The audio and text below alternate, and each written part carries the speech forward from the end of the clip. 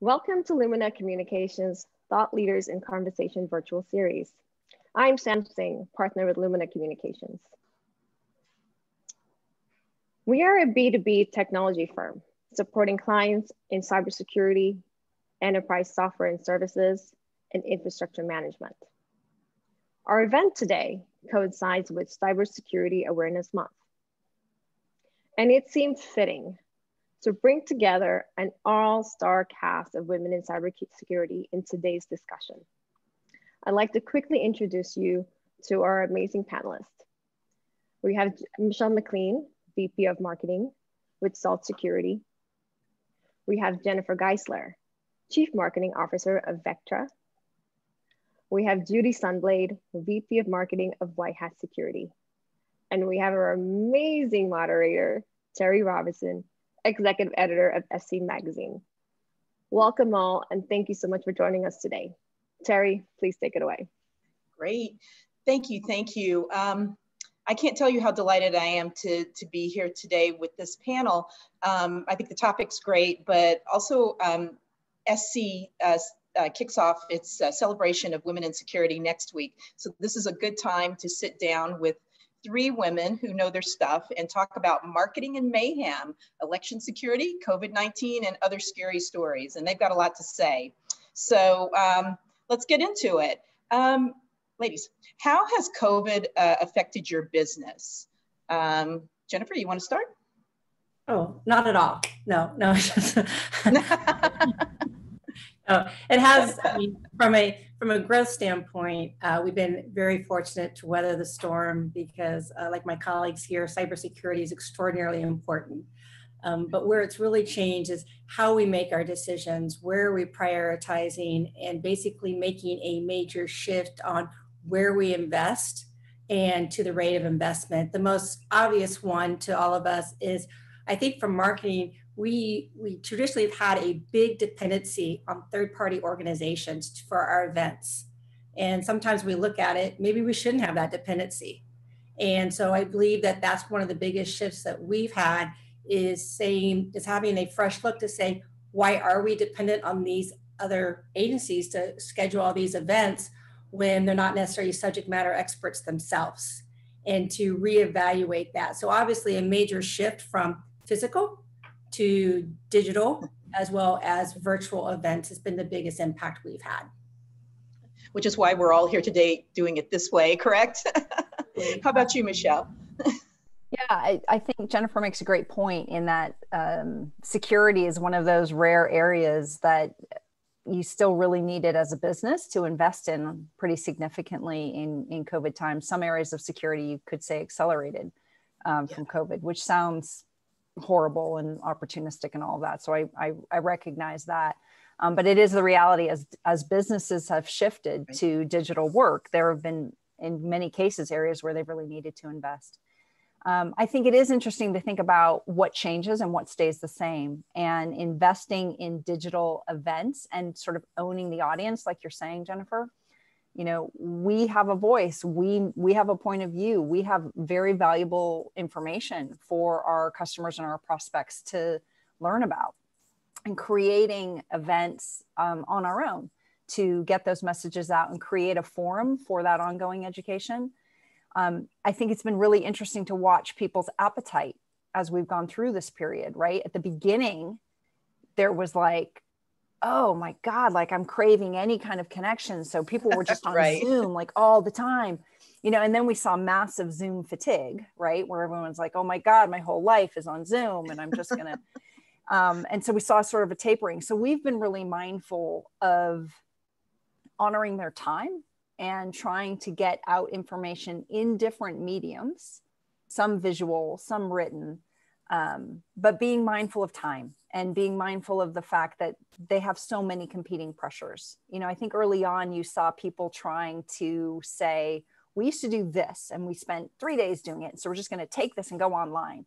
You're never going to get their brains for 3 days. I mean, that's just a terrible ask.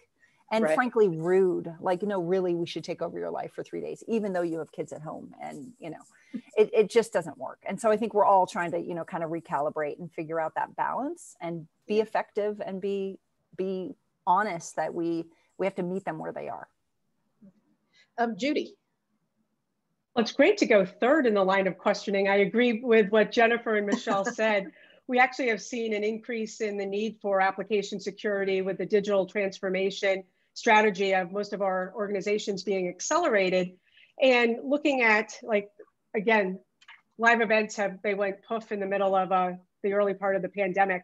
So we've really focused on micro events, digital events, as well as virtual, so that we can, to Michelle's point, not give them like hours and hours of material, but really short segments. We also are leveraging video and email to really be able to, again, get points across in a very snippet of information, because people are exhausted with so much information online and coming at them. Okay. You know, what stayed the same though? Let's talk about that for a minute. What stayed the same in your world? Because we all know everything has changed so drastically, but what are some tried and trues that are still there? I mean, I can start on some of that. The things that don't change is there's still noise. In fact, you could say the noise is worse. And so your ability to differentiate, to rise above that noise, to come out with something that's genuinely helpful versus, you know, what we in marketing will call, you know, bullhorn, where you're sort of trumpeting your own self and your own content, not your own content, but your own product more, right? Really trying to soften that bullhorn kind of content and offer genuine information in the context of rising above, standing out, being different. I think that it's raised the bar on how you can stand out, because, you know, to Judy's point, people are tired and overwhelmed. So you still have that same challenge of, you know, even if we're not competitive solutions, we're all competing for the same budget, and companies can only do so much. And in COVID times, there was a hunkering down, like we have to do the bare necessities. We have to cross this desert. So it became even more important to, while we've always needed to differentiate, it became even more important to be really crisp about that and really effective at that, so that you can capture some mind share. Judy? And I think for us, what we've focused on is really meeting our prospect and customers where they're at, really empathizing with what they're experiencing in the marketplace with application security. Really, what challenges are they facing, and being more of a partner in thought, partner in strategy, as opposed to really just pitching product or selling in our marketing. You'll see our stories are really focused on solving the problems that they're facing today, and only looking out like 3 months. Like you used to like strategize for 60, 90, 120 days, a year, 3. Now we're just focusing on 30, 60, maybe 90. Okay, Jennifer? Oh, it's really hard to add on to that, since it's hard to go last. It is hard to go last. That's why I'm mixing it up. Yeah, you all get a turn. But I think one thing, if I would distill some of the learnings that all 3 of us are coming out with, is that we used to focus solely on customer buying behavior, right? We used to look at the funnel and the stages and all of that. I think so we're going to still focus on behavior, but I think what we're looking at is more human behavior than we ever had before. And I think that's the opportunity that we have. We've discussed offline as a team about making things that, you know, we used to always have, cocktail parties and all of that. Well, we still can do the wine tasting and beer tasting, but what about involving the other adult in the household, or whatever about involving maybe the children of moderate ages in the household, and bring that in? We actually have a chance to bring in more of that personal effect and be more personal than we ever have, while I still expect, you know, respecting the boundaries of what it was before. And I think that puts us on a whole other relationship. I also think it takes us from doing the bullhorn, the masses, because you're not going to have that level of personal relationship with everyone, but figure out who is your target audience, who is it that you really can provide the most value to, you know, help solve their problems here and now, and then see what you can do to take it from just that, you know, just pure buying behavior to personal things. If there was such thing as a virtual babysitting service, I think that would probably be all three would be all over that. I don't know utopia, right? But still, you know, instead of having a cooking class, we're not having a cooking class with chocolate chip cookies where you can involve other members of the family, for example. And I think that's an opportunity to expand beyond what we actually do today. But so it's taking what we do well, but making it one more step, a little bit more personal for who we really think we can make an impact for. Yeah, you know, that's interesting because you think of us all being at home and not together in an office and whatever that, you know, we've lost that human connection, or that things could become so much more impersonal, right? But there's a great opportunity to connect on a personal level. And I think that idea of attracting other people in the household, since we're spending so much time in our homes, you know, doing things like this, that's very interesting. So what did they, you don't know if you're like, you know, sleeping at the office or working from home. It's really hard to figure out which one it is. But yeah, so that's very cool. Can you give me some examples of some successful initiatives that you've launched during this? You know, we could also start maybe with what you did first. What project or initiative you launched first? So I'm going to start with Judy. Great. I'm trying to be fair. I know. Thank you, Teri. We did a refresh of our marketing, really a refresh of our story to just get something new and different out there, and then focused on really, again, targeting the issues that were near and dear to what they were facing. And sometimes it was just being empathetic to all of the challenges, like figuring out how to homeschool, run a meeting, and have a toddler's hand show up in the middle of a sales call, you know? Right. And really focusing on short messages, because people were just exhausted, and trying to just, again, meet them where they're at and what were the most critical problems they were facing today and how could we help them. Jennifer? Similarly, I think one thing that we've done is, and I think this is more of a mentality that we can all take, is in trying to sort through the noise, right? What Michelle was pointing out, we still have a lot of noise. I think that maybe we should look at our relationships with the groups that we do partner with. And I'll pick on PR for just a moment, just because, you know, Lumina is a great partner in this. But when we typically treat like press as recipients of what we have to share, and we send releases and we do a brief and we, you know, give them pretty pictures and say, have at it. I think that one thing that we have started to shift is what type of partnership can we have with the press as an ongoing. They see lots of things, they bring things to the picture that we necessarily don't see, and vice versa. So how do we take the time that we have and turn it into quality time? I think this is applicable to other partners that we actually have, but it's really starting to, you know, embrace the fact that it's a two-way and not a one-way. And you can apply this to your analyst relations, other, like I'll say, technology partnerships, whatever the case may be. But think about how can we treat things differently than just a one way. And we have put together a couple of things pretty cool with Luma to actually achieve that level setting, so we can learn off each other together versus the one-way track. Okay, and Michelle. Sure. So one of the first things that we did is, you know, we were looking for ways to continue the education. And you have two kinds of folks that you need to get your message to. The people who are really early on and just learning, and they're probably not going to buy anything from you soon, but you know, as part of community give back, as part of just building credibility, you want to educate those people. And then the people who are more ready and are more advanced. So we very consciously, we're going to have to fill this events gap in a big way, and we're going to need to launch our own digital events. We very consciously had sort of two tiers. So we were thinking about kind of 101 level content and 202 kind of content. And we forked things deliberately, and we could calibrate in a few ways. We could do some polling, you know, as Jennifer mentioned, trying to make things a little two-way. I think one of the hardest things about virtual is building a sense of community amongst the attendees and feeling like you're really interacting with them. I think that's hard. But with polling, we could see that this 101, 202 kind of mapping was working. We could say, you know, are you doing XYZ in production? And we would get a much higher percent of yes when we were doing 202 kinds of topics.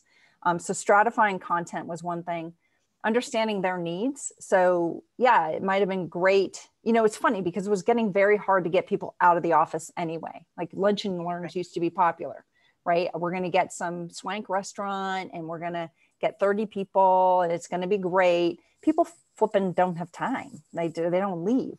But if you can say, you know, your time is still valuable. We have this really interesting content for you. Share a bit of your time with us and we'll send you Grubhub or Uber Eats, you know, gift certificate for your time. That kind of thing could be really helpful. And so we did that kind of pairing. So for the different audiences, tailored content to thank them for their time and incentive. And I'll give one other specific example. We launched an office hours seminar. And the thinking was our own team was also feeling a little burnt out. And when you go to put on a digital event, there's often a lot of prep, making the slides, deciding the content, setting the agenda, blah, blah, blah. If you have a more open format, then you can ask an SME, a subject matter expert, to come join you and lead a really effective conversation without asking them, your own internal person, to do a lot of prep. So we launched an office hours series and it's been very, very popular. It's solved a lot of challenges. It's solved the internal prep burden. It's also given us one great 202 kind of avenue to get more advanced topics. And we've kind of built a real community. It's been very cool to see the same people come to multiple office hours and feel like they know our team better and that they're really getting enriched through that. So those are some specific examples of things we did right at the beginning of COVID. Okay. We sort of alluded to this earlier. During these times, we've seen marketing budgets among the first cuts. We were talking about budgets earlier. So how have you been able to continue with that? Or is that what you've seen? Are marketing budgets down and are they ticking back up? And so Jennifer, why don't you take this one? My turn to go first. So if you think about it, immediately, the immediate reaction was cash was king, right? That was just a standard thing where everybody started to pull back, assess. We just, the knee-jerk reaction, right? And one thing that we've tried really hard to do here is have a 12-month rolling plan, which means you commit 12 months out, right, to keep things going. So that was a little bit of a challenge. But considering a lot of them were events, it was a little bit easier to get out since they were actually canceled. So a lot of that was just doing a real assessment of what is the budget that we have in play. And then actually, talk about how we went that shift. So on one hand, I would say we reduced our projected budget. Yet on the other hand, I don't think we suffered because of it, because of what we were doing. The thing that keeps keeping me in my mind is everybody feels so good about these hundreds of events that we do out in the field. And especially our salespeople that feel really good about the hundreds of events because they're out there talking and everything. Yet when you apply the true metrics to them, it doesn't necessarily feel as good post-event. What did you do with them? How effective were you? So we've gone to, I've just been here for a year, but part of what I wanted to achieve is more metric-based to see the return on investment. What was pipeline? What was your actual closed deals, et cetera. And I think when you started to put a mirror on that or a lens on that and look closer, we kind of like, wow, did we just do these things to make ourselves feel good and make ourselves feel busy? To, oh my gosh, this is what we should do. This is where we should double down. And that makes you a little bit more selective and also slows your decision process down because you're not signing up for everything just because your competition is there or just because someone thought it was a really good idea. So I think it actually allowed us to level set. So as a company, from when we look at what pipeline and deals closed and everything with the so-called revised budget, we didn't have a negative impact to that at all. I didn't feel like we were straining our organization whatsoever. I do think as a larger organization, we got smarter, and that means including our sales counterparts to really understand. And so that's how we came across what first felt like, oh my gosh, I'm losing all my budget, to, oh my gosh, this is an opportunity to get laser focused. And also, like, you know, Michelle, try to do the return on effort, what's really working for us, what's the most effective, and then drive it from there. So after we got through that hump of, you know, oh my gosh, stop, then calm down. And now I say we're at the trough of disillusionment. And now we're going up the upper side of, enlightenment is where we're at right now. The light follows the dark. How about you, Michelle? Yeah, I think that is exactly the blessing and the curse. We all lost these big ticket events. And for most of us, most likely, events are a big part of the budget. And a strict ROI analysis is tough on events. It's because you're paying for more than just the leads. You're paying for some longer term awareness, and it'll have residual benefit beyond what you can measure. It's straddles that very tangible data driven part of marketing and that squishier, hard to measure part of marketing. But it did free up some budget, to be honest. And it felt like the right thing to do as a responsible part of the whole company effort in the wake of COVID to tighten the belt. And it was the easy place to do it. We had some big ticket events that were going to be many hundreds of thousands of dollars to do them well, and just right off the top gone. In our case, what we ended up doing was really doubling down on content. So, investing a lot more in the educational stuff, multiple formats. We've done some more innovative, video approaches like Lightboard talks and things like that. Right. We made that investment to buy a system to do that. So that's an example of where you can focus your efforts when the big shiny thing that everybody gets so excited about, when that is just gone and universally gone. So it's not like you've made some hard choice. And now you just think about where to reprioritize. And so for us, it's really been content. Judy?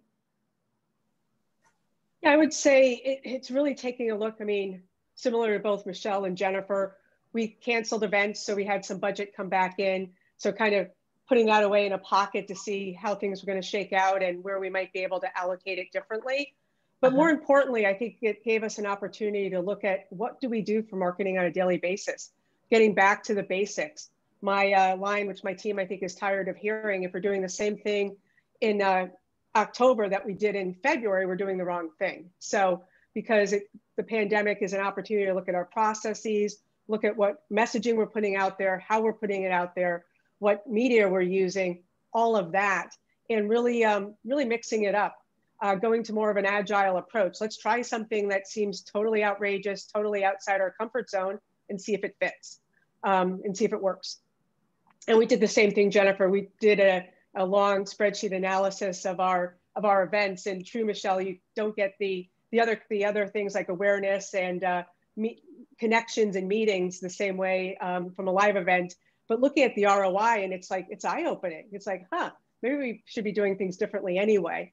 And I think it's just being open to try new things and having conversations with other people in marketing, other firms, with Lumina, always talking with them about what can we do differently to get our message and bring in leads and awareness. I mean, that's really the focus.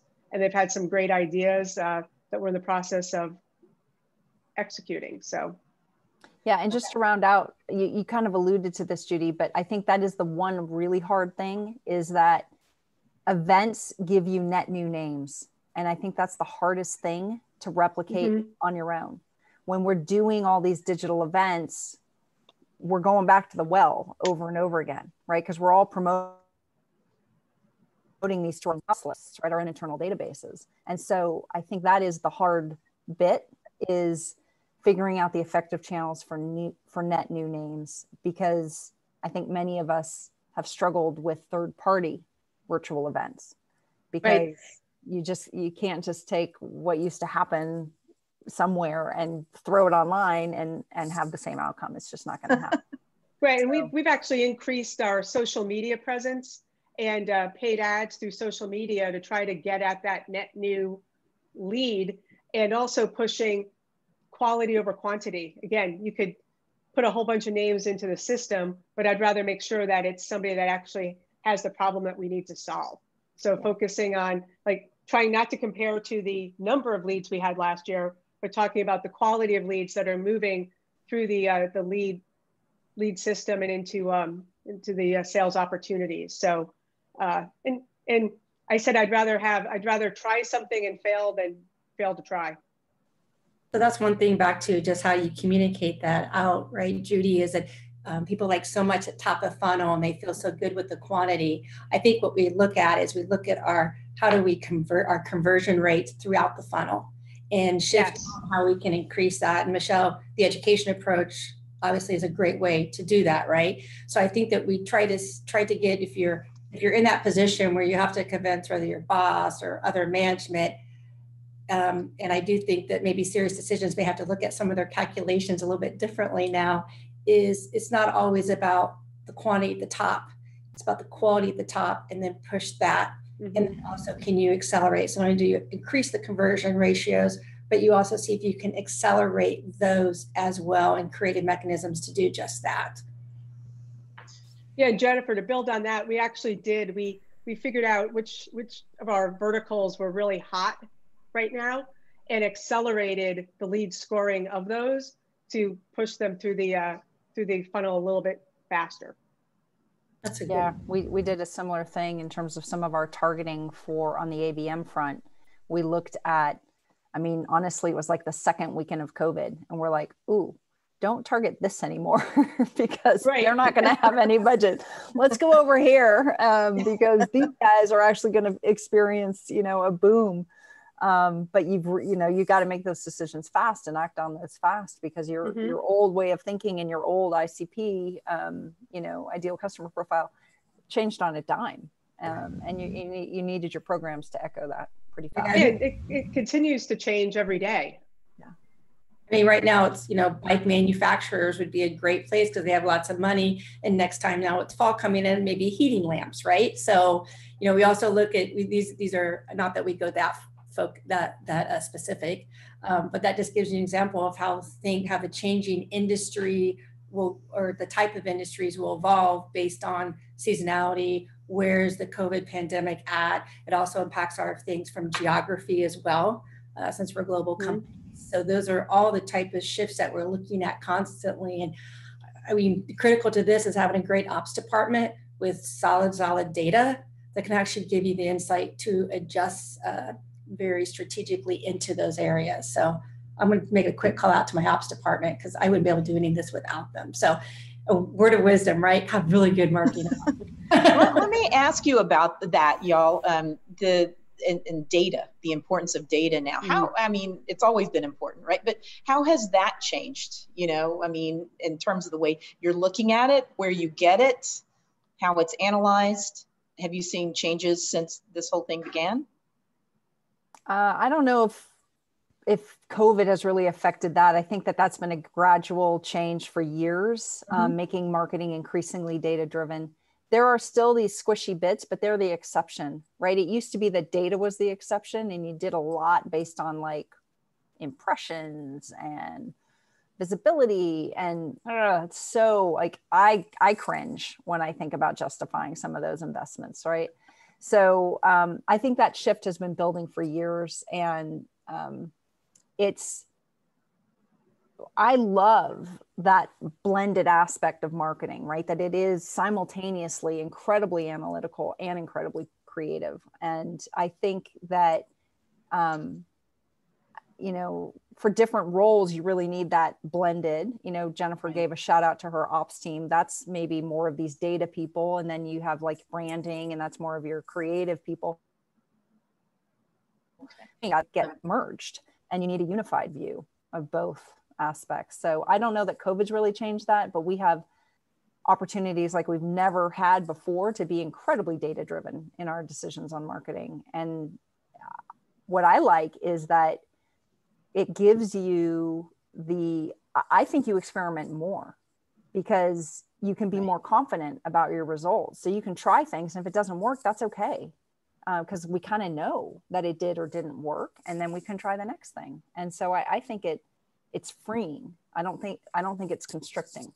And I think that just because, like Judy said, you rethink everything that you've done, you reevaluate everything. And I think that what I've seen within my organization, traditionally, certain levels of people that would not be engaged with the data, just thought it was data, have now been able to take more of their critical thinking skills and understand what that data means to come back with some different ideas. So I've actually seen it proliferate throughout the whole entire organization, not just necessarily on the demand gen side, but like you point out, the blend of branding, the branding from a PR standpoint, and everyone's trying to look at that and use that information that maybe they haven't used otherwise, because they're help them rethink what that plan should look like. So that's where I see stronger adaptation within the marketing org. But I agree, this is something we've been getting to for a long time. And it's really hard to go up and present on the board if you don't have some sort of factor figure. So now we actually have those. And so I think that really enables us to be more critical as marketers, because awareness is such a hard thing, but darn is it important. Okay. And I think it's also leveraging like the AR firms or some of the like Serious Decisions and Topo and all to understand what the benchmarks are, because benchmarks have changed because of the pandemic. So trying to, like, if you're just trying to look at your stats from like last year, same month, same week, it's like apples and like mangoes. It doesn't work this time. So really focusing on what's out there, what are other people facing, what are the new benchmarks, because none of us have actually run marketing in a pandemic before. So there's a lot of new factors. So really focusing on like the collective knowledge that people are more willing to share now. Hey, have you tried this? Is that working? Oh, you look to have a good spike here. What happened? What did you do? And really just sharing more information. And data is important, but it's also what results are you getting? Yeah, which one of you is going to write that book, by the way, Marketing in a Pandemic? Instead of blueprint. Maybe it will be co-authored by all three of us. Yeah, as I say, I think that's a collective effort. Like you said, everything's a collective effort. We got to learn from each other. So PR plans. It's probably come from Lumina. Maybe yeah, Sam will be they're writing the author. marketing plan as we speak, or the PR plan as we speak. Well, it's kind of like a business continuity plan for marketing, though, or something, you know? So let me ask you, before I have a few other questions coming your way, but is there anything that you've discovered that, you know, that's sort of off the table now that you wouldn't do that you used to do when things come back? You know, provided they come back, because it seems like we've been doing this a long time, but. I mean, I think we're going to take a really hard look at what live events we'll participate in and how we'll participate in them when they ever come back. I think that's like what rises to the top for me immediately, because there is, that's like I think Michelle, you said it, it's like the busy effect, but then it's like, what do we really get from that? Yeah. So I think that's what pops to my mind first. Yeah, and I think some of these things will extend beyond marketing. I think people are figuring out on the sales front, we all love to be with every customer in person, but we're showing that we don't have to be.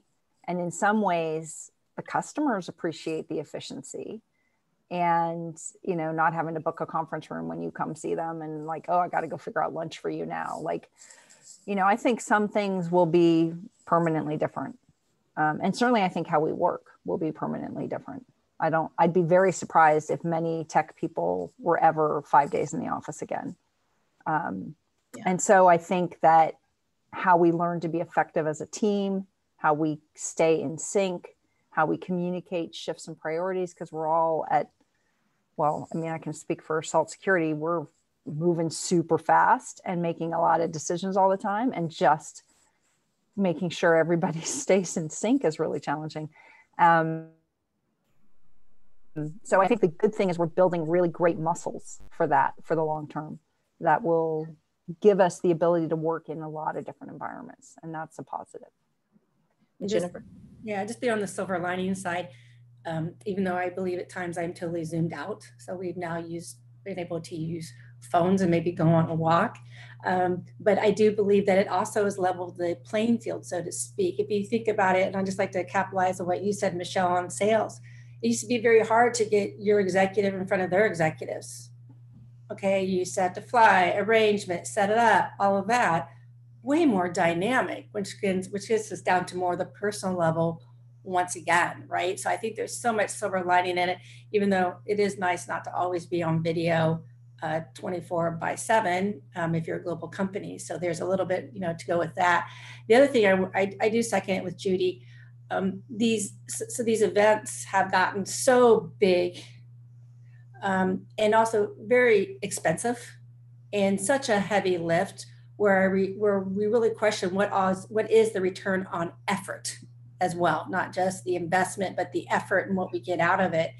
And I just think this is a good time for maybe those ones that have the largest platform to maybe rethink, because I think all of us are going to be a lot more selective, because we're going to find other things that will get us there. We're going to find other things that get us awareness, other things that give us customer meetings where, like I said, it's a lot more efficient now and more acceptable to do it over Zoom. So why do I always need to go to these really big, extravagant events? So as you see, I've not really been a big fan of really big events.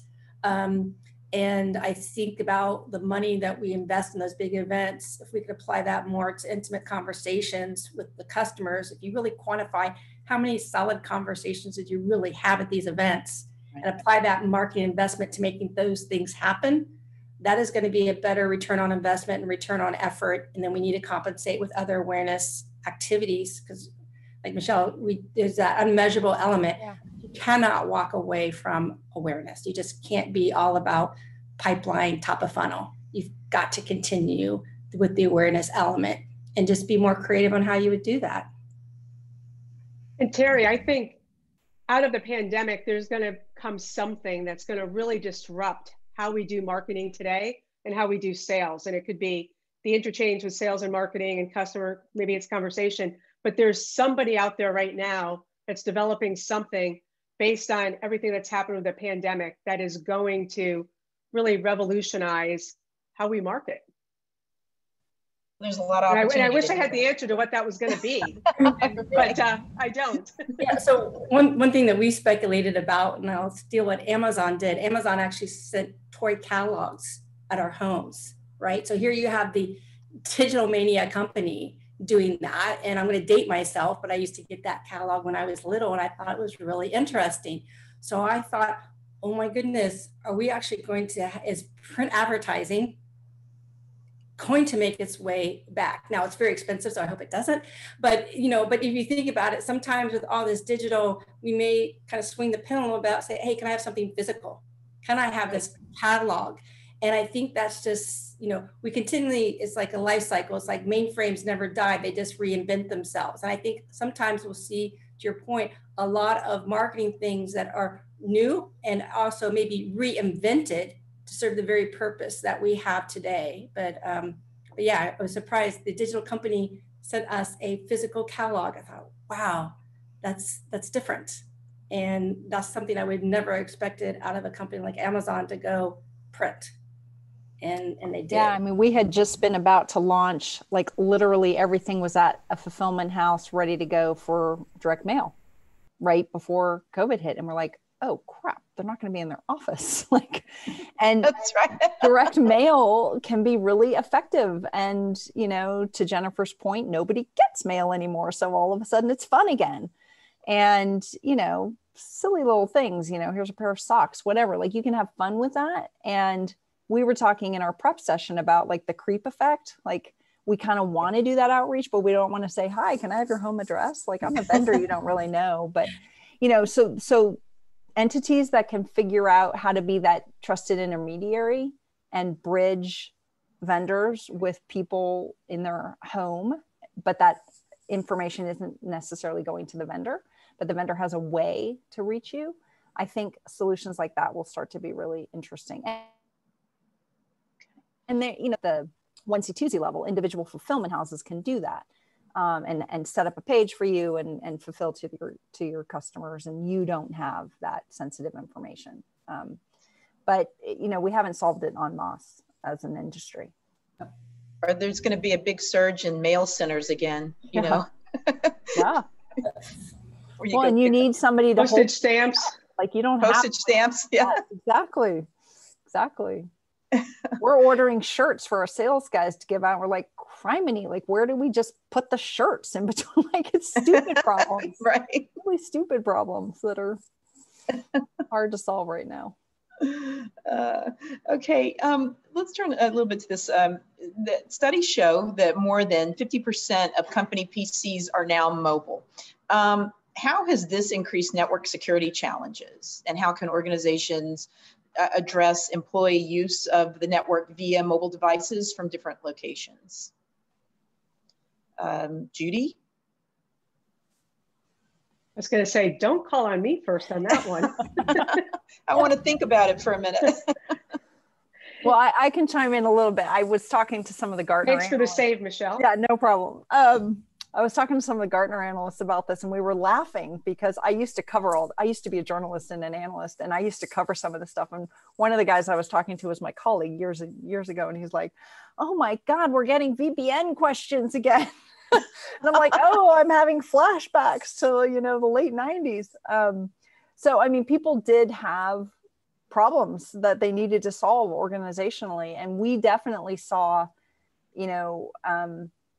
we're focused around API security, and we saw a retrench at the beginning of like, oh my God, we have like old fashioned problems we have to solve right now. And once we figure that out, then we can come back to our, cloud problems and all of that. But they genuinely had that challenge. I think that a lot of people just moved to cloud services. If you saw all the big shifts, for instance, we knew the team at Brex really well. And of course, like T&E went to zilch, right? Who was putting anything? Brex is a credit card company focused on tech startups. That's kind of their sweet spot. And they have really brilliant campaigns and reward systems for tech startups. Like instead of getting airline miles, you get, AWS cloud credits, which is brilliant. And, T&E bottomed out. But then they had this huge increase in cloud billing getting put on the Brex credit cards. And so we just saw company after company just embrace, like, we have to get help to do this because we can't run it all. And there has to be some level of outsourcing the security part of it as well as the infrastructure part of it, because we just can't keep up. And so that's what we saw companies turning to in droves. And we saw like I wouldn't say a decline in sales originally when the pandemic hit, but you could tell organizations were focusing on that infrastructure before they started to worry about how they're going to secure applications and the cloud, just as Michelle was saying. So very similar. Same thing. Yeah. I just wish security would stop being an afterthought. I get why it was in the networking side for a while. But if we can adopt security and have that in, the mindset of what we're doing, and because it hasn't been, if you think about it, the Office 365 has actually exceeded Zoom in the number of users. Okay. We thought Zoom was going crazy, right? Which was pretty phenomenal. Then we saw that happen. And what we're finding is that as much as those organizations like to claim that they are secure, they're secure based on a particular set of parameters. The interesting part is cyber attackers know all the other parameters. And that's what we're seeing left and right. So we go back to the very cliche, the threat landscape has increased tremendously. It has. And we just need to keep up with that threat landscape with the advent of that. There's some interesting back-end tools on Office 365 from a team standpoint that is easy to get in. And there's just default settings in there that maybe application people think about and security people don't. So I think right now the race is to make sure that but that's where the education is so important right now, is we educate people on those different mechanisms and ways to get in that were not there before. And then number two, figuring out how to address it. And it isn't always one security company that does that. It's usually in combination with, as much as we don't like that, but it's really in combination with other security providers to actually provide that holistic solution. But I think that's why we get back to education, is that things have changed so dramatically, and things that were never thought of. I'll just throw one thing. If you ever ask a security person what Power Automate is, they won't know what it is, but it's really a great choice of hackers to get in, but the application people know about it left and right. So just educating people on what that's about and what they can do to protect it. It's kind of a responsibility that we have as security vendors to make sure they know about that. But that's been some of the biggest changes we've seen. I think there may be, as companies are more willing now to start building security in, or at least having security in the conversation earlier on, especially because of this. And people had to rush home, right, without a lot of protection. And I think it freaked a lot of companies out. So is that what you guys are seeing? Yeah, I mean, we're definitely seeing it's sort of front and center, because even though being in the building created a false sense of security, that wasn't really legit. Once they went home, they're like, oh my God, there's no perimeter. Well, sorry, you already didn't have a perimeter. It wasn't there. Somehow you didn't know that.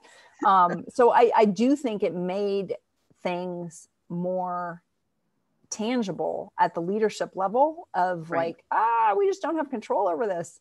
Even if control had been an illusion. So I do think it accelerated certain conversations. And I love the point that you're raising here, Teri, about, you know, it's trite, but the whole shift left, right? How do we build more security? No developer wants to build bad code. They're just in a rush, and they know what they know, and they don't think like attackers, right? Who are the most pessimistic people in the building? Let's see, like your security team. You're like, oh my God, you're like an Eeyore all the time. Well, they have to be because they have to think like these crazy people think, right? These attackers think. And so that's just not the mindset that developers are in. So the more that we can help them make this, you know, sort of normalize it, introduce the conversation, and make it easy for them to apply things during build phase. You know, you're writing your API. Did you think about X, Y, and Z? No, like they're just thinking about the plumbing, and like X needs to go to Y, and that's how they're thinking about it. So, you know, the more we can do to make it part of their thinking and make it part of their workflow, that is super important. You guys have anything to add to that, Judy or Jennifer? Nothing to add. I would just support what Michelle was saying. It's there. There's also like business initiatives that force developers to push code out quickly, and that makes it just the probability of a risk occurring or a breach increases. So I think it's also balancing the needs of the business to get stuff out there quickly to adapt to the changing market, but also like making sure that, to Michelle's point, that we actually are educating and helping them in their work streams, making it easier for them to be able to incorporate it into their development cycle is key. Well, I also think, you know, with developers too, it's interesting, right? Because there's a push to get things out quickly, and depending on how long they've been at it, you know, if they've been used to working in secure data center environments, you know, the way that things are sort of being done this way, there's a lot of openness, right? And a lot of opportunity for things to go sideways. Yeah, I think, you know, it used to be somebody else's problem, right? Honestly, it used to get solved somewhere else, and it's not now.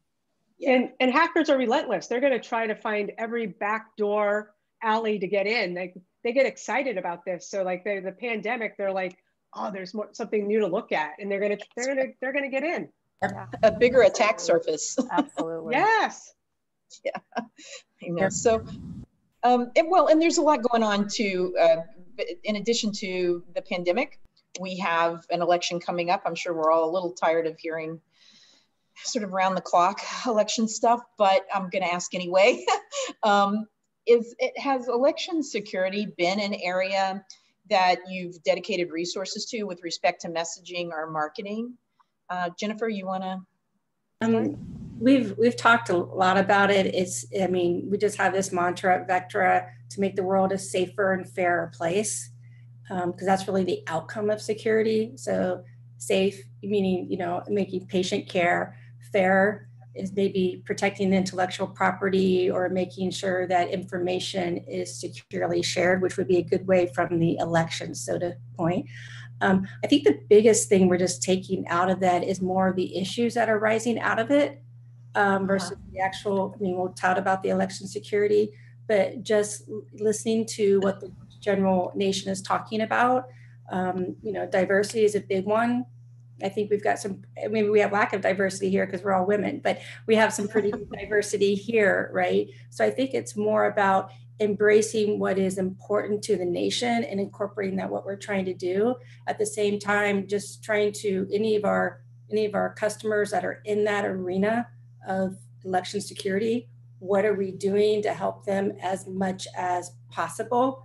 That's more what we're doing behind the scenes versus being out front and saying, election security, it's bad, it's broken, or whatever the case may be. It's more behind the scenes, but then learning from the nation's key topics. Michelle? Yeah, I'd say that we've had more of what Jennifer was talking about earlier, where it's around how this is a national dialogue more broadly and how we want to participate in that dialogue. It's tempting to try to distinguish between the personal and the corporate. And I think it's a combination of, like, we play heavily in a lot of ways into the DevOps world. And I think it's partially a bit of a phenomenon of the DevOps world. I think it's a bit of a phenomenon of, we'll just call it the younger generation. I don't want to label it in any way. They don't make these distinctions. And the personal and the professional are very blended for them. And right, those goals, they want the companies that they support and the companies with their dollars or their work hours, they want the companies that they support to live out the same values that they cherish. Exactly. And we struggled as an executive team. You know, I remember when everything started in the summer timeframe with this, you know, the social justice challenges that were springing up all over the country.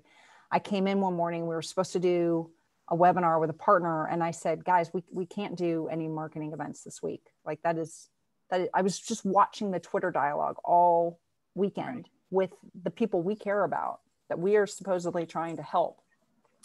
They did not give a rat's patootie about, you know, work stuff, right? This was entirely enveloping them. And I got a lot of pushback when I unilaterally canceled these events, because it was like on a Monday and a bunch of social shares were about to go out. And I'm like, hold, like, we're not doing any of this. And I got a lot of pushback that Monday, like, this is really disruptive. And we had all these things ready to go. And you just sort of unilaterally did this. And then by like Tuesday at noon, people were like, oh yeah, this is big. And it would have looked really bad. But as a company, we weren't used to that. We weren't used to thinking from that perspective. And it was a really hard shift, I'll be honest. I think we're getting there now. You know, and then I think internally of what kinds of conversations we wanted to have amongst our employees. It was hard to get comfortable at first with like, we really have to go here. Yeah. It's going to be uncomfortable and we don't have the answers. But if we don't invite the dialogue, we really look like we're not paying attention. Right. Well, and you'll have bigger problems later on too, anyway. Yeah. How about you, Judy? Well, we took a different stance. We actually went out early with a nation state blogs about the election security. And even with the pandemic, when schools had to go very quickly online, and we offered to take budget out of the equation and just help to secure like state elections, helping schools, public as well as universities, to be able to secure the things they're bringing online quickly, having offerings out there where they could have licenses to scan their applications to help hopefully be able to secure them faster and quicker than they would have otherwise. We think it's part of our responsibility as a corporate citizen and our partnership with our customers and prospects. So we did thought leadership posts and things like that. Good. Yeah, it's a lot going on all at once here, but I think, you know, you've hit on something too, and where especially the younger generation, they want to live in, work their values, right? And that's what they want from companies.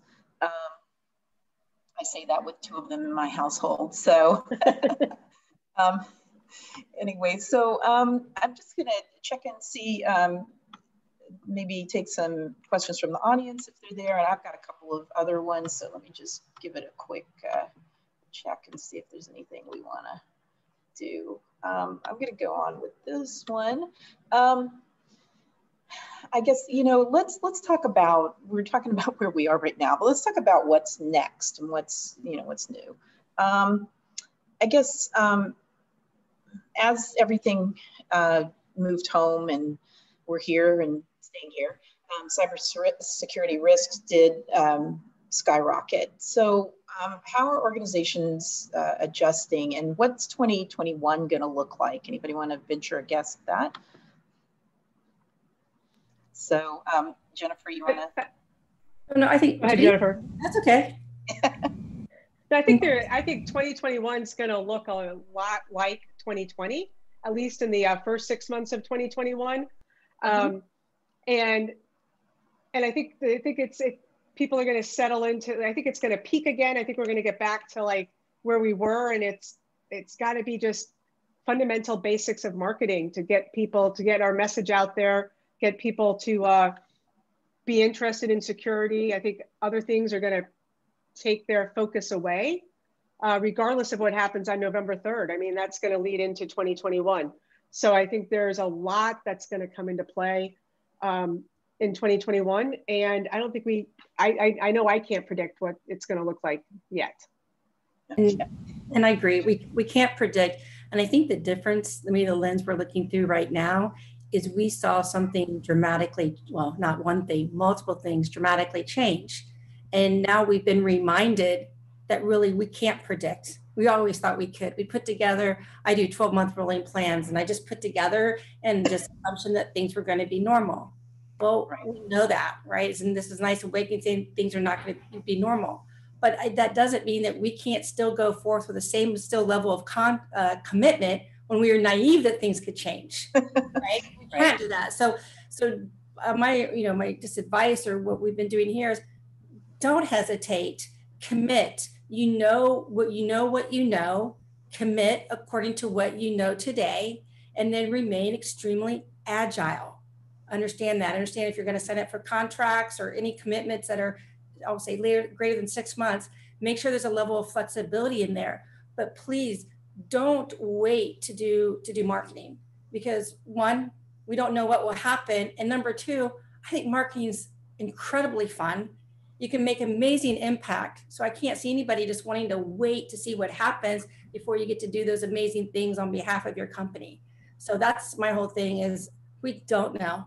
But by the way, we didn't know, 2 years ago, and we didn't think this way. So go with what you know, commit, and then be extremely agile. Just be ready to make a change.